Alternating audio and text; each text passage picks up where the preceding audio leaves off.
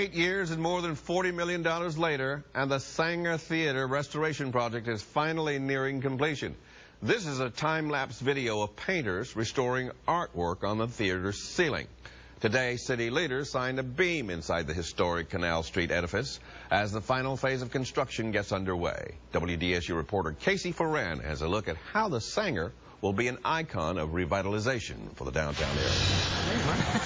All right. With the signing and resurrection of this ceremonial beam, the final phase of the Saenger Theater construction project begins. While we have the original building in place, there are better amenities, concessions areas, lobbies, restrooms, things like that. We've really tried to improve that experience for the patrons.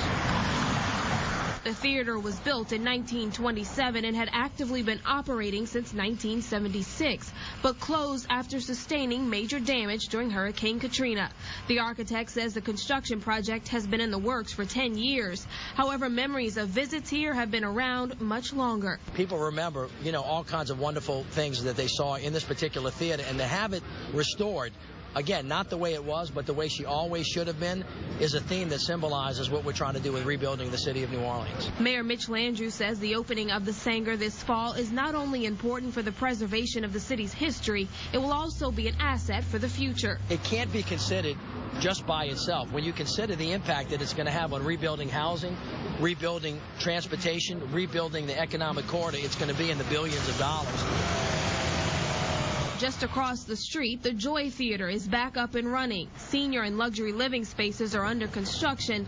The massive Veterans Affairs Hospital complex is being built up, and the new streetcar is driving through the Canal Street corridor. It all marks the path to development in the downtown district. And it says Canal Street, New Orleans is really back. And so it's a landmark thing. And I think from here on, you'll just start to see property go up, property be sold, property be redeveloped.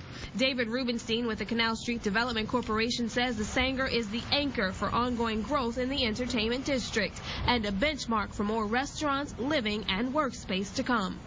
Reporting on your side, I'm Casey Foran, WDSU News. Now, the Saenger is a $45 million project paid for through private and public funding. The project qualified for tax credits set aside for the restoration of historic sites.